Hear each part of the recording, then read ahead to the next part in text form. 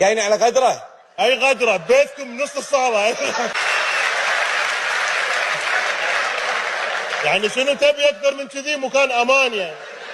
7-0 يا قليل الادب منك له.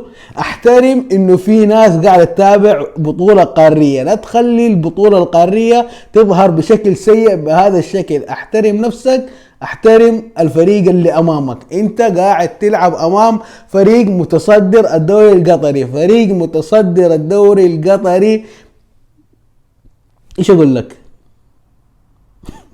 ايش تبغاني اقول لك؟ فريق يلعب نصف نهائي قدام فريق متصدر الدوري حقه، دي 7-0 بالرأفة. 5-0 كانت في الشوط الاول.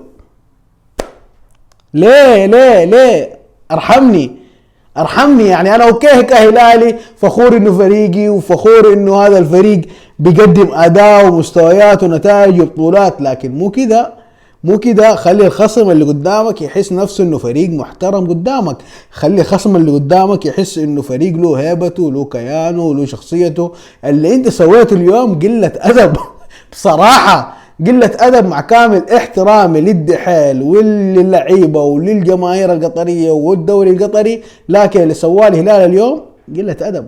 هذه ما هي كورة بصراحة. يعني انت لما بتيجي تلعب نصف نهائي وبتلعب في موسم يعتبر من أسوأ مواسمك، سواء كان على المستوى الفني، المدرب صراحة من بداية الموسم ما كان مقنع. دياز، ما حنكذب على بعض، ما حنضحك على بعض عشان مباراة أو مباراتين 3 مباريات، الفريق من بداية الموسم ما كان مقنع. دخل كاس عالم، الفريق دخل في أسوأ حالاته، الجمهور بينتقد اللعيبة، بينتقد دياز، بينتقد الإدارة. حتى الخروج من بطولة كاس السوبر قدام الفيحاء ردة فعل الجمهور كانت واضحة، لما كانت ترمي اللعيبة بعلب الموية، والفريق يروح كاس العالم ويحقق وصيف العالم ويخلص البطولة ويرجع يلعب دوري أبطال آسيا، يلعب قدام الأهلي الإماراتي، بيفوز بشخصية بأداء سيء، ولكن اللعيبة عندهم ثقة، عندهم إمكانيات كبيرة، يقدروا ينهوا المباراة حتى بأقل مستوياتهم. يجوا قدام الفريق الإيراني، الفريق بيقدم أداء سيء غير مقنع، لكن بيقدر ينتصر بشخصية بطل. يجي قدام الدحيل قبل النهائي بيقدم عرض غير طبيعي، أداء خرافي، فريق عنده شخصية غير طبيعية. فريق أنا اللي متعني في هذه المباراة الأداء أكثر من النتيجة. اليوم الهلال لو فاز 1-0 بهذا الأداء حكون أكثر واحد مبسوط من جماهير الهلال. ليش؟ أنا إنسان وحشني لعب الهلال هذا، وحشني لعب الهلال اللي بيلعب مثلثات، الاستحواذ بيكون إيجابي، بأصنع فرص، بأصنع خطورة. فريق مالك الملعب، فريق مسيطر، فريق عنده فكرة، عنده أسلوب، فريق. أنا بصراحة قبل المباراة ما كنت متوقع أنه ممكن دياز يلعب بميشيل وبماريجا وإيغالو وهيون في بداية المباراة، انه يبدأ بهذا الرباعي الاجنبي. ليش؟ لانك انت كنت حتلعب امام فريق هجومي. كنت متوقع انه في هذه المباراة ممكن يبدأ بكويلار، ولكن دياز فاجأني. وافضل تشكيلة ممكن بدأ فيها في هذا الموسم في بطولة دوري ابطال اسيا، انا بالنسبة لي هذه التشكيلة بغض النظر عن النتيجة، لانه هذه التشكيلة شفنا شكل الهلال هجوميا فريق مرعب.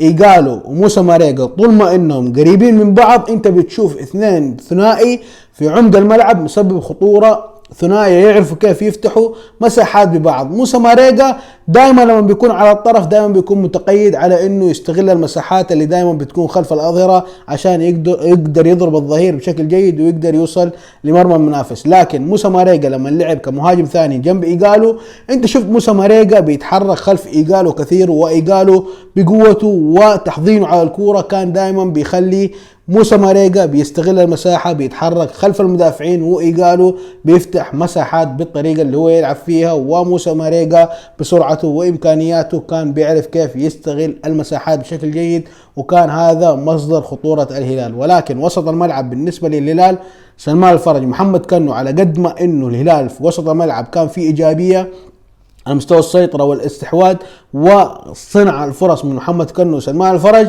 إلى إنه الهلال في الحالة الدفاعية على قلة فرص الدحيل، إلى أنه الهلال ظهرت عليه مشاكل في خط الوسط في الحالة الدفاعية، وبعد المسافة بين سلمان الفرج ومحمد كنو وقلوب الدفاع كان في ثغرات ومساحات كانت تستغل بشكل جيد. ولكن الهلال بالمجمل فريق إجمالي في هذه المباراة فريق كان ممتع هجوميا منظم دفاعيا. بس النقطة اللي تكلمت عليها اللي كانت بين سلمان الفرج ومحمد كنو في الأدوار الدفاعية هي اللي كانت مشكلة. وأكيد مدرب أوراوا ركز على هذه النقطة على أساس أنه يستغلها في النهائي لو كان دياز حيلعب بهذا الثنائي في المباراة الأولى في نهائي كأس آسيا. الهلال فريق بالنسبة لي أنا في هذه المباراة كان قوي هجوميا. سالم الدوسري، ميشيل على مستوى الأطراف، لاعبين في المواجهات لاعب ضد لاعب كانوا بيصنعوا خطورة، كانوا بيصنعوا الفارق للهلال.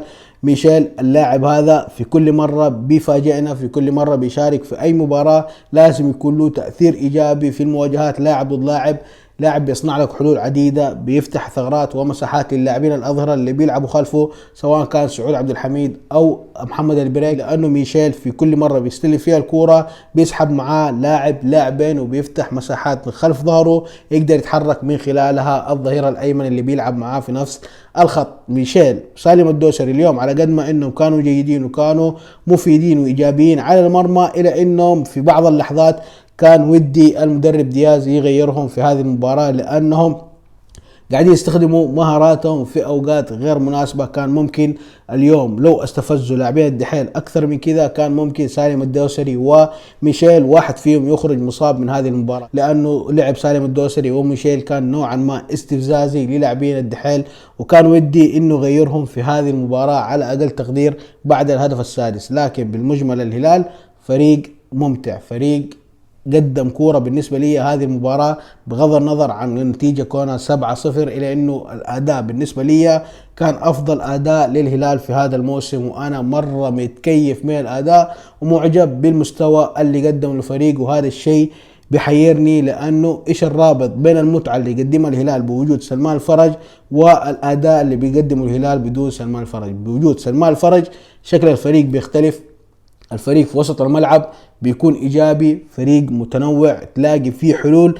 انت نفسك لو ترجع للمباريات اللي تدوس سلمان الفرج نفس اللعيبه نفس المدرب، لكن ما بتشوف هذه الحلول موجوده في الهلال. لكن لما يكون في سلمان الفرج انت بتشوف الهلال على الاطراف شغال، في عمق الملعب شغال، الاستحواذ ايجابي، الهلال بيصنع فرص خطيره، بيوصل لمرمى المنافس، الهلال مسيطر على الكوره، ما حد قادر يجاريه، مثلثات في كل ارجاء الملعب. هذا الشيء اللي انا مكيفني.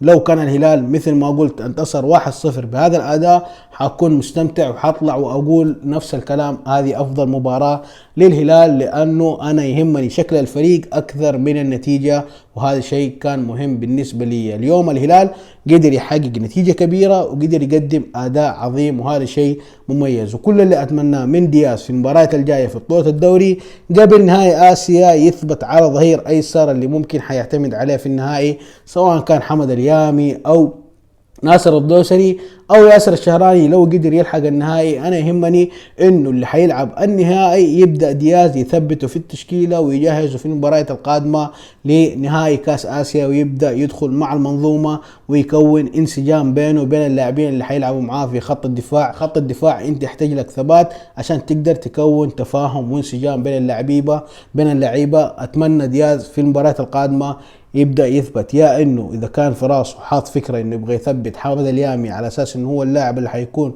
في نهائي كاس اسيا، اتمنى من مباراة الوحدة القادمة في بطولة الدوري يبدأ يشارك حامد اليامي باستمرارية ويجهزه لنهائي كاس اسيا. لو كان في راسه خليفة الدوسري او اي لاعب او ناصر الدوسري ما بيفرق معايا، ولكن انا يهمني انه دياز يثبت على لاعب في المباراة القادمة عشان يقدر يكون انسجام وتفاهم بينه وبين اللاعبين قبل نهائي كاس آسيا. ألف مبروك لجمهور الهلال وهارد لك لجماهير الدحيل، وإن شاء الله نفرح ببطولة كاس آسيا الرابعة أو الخامسة للهلال، وإن شاء الله نفرح ببطولة للهلال مثل ما عودونا في السنوات الماضية. وإن شاء الله نشوفكم على خير في مقاطع جديدة، ويا ريت اللي مو مشترك في القناة يشترك في القناة ويفعل زر التنبيهات عشان يوصل كل جديد، ويسوي لايك للمقطع ويشير المقطع عشان يوصل لأكبر عدد ممكن. ونشوفكم على خير في مقاطع جديدة.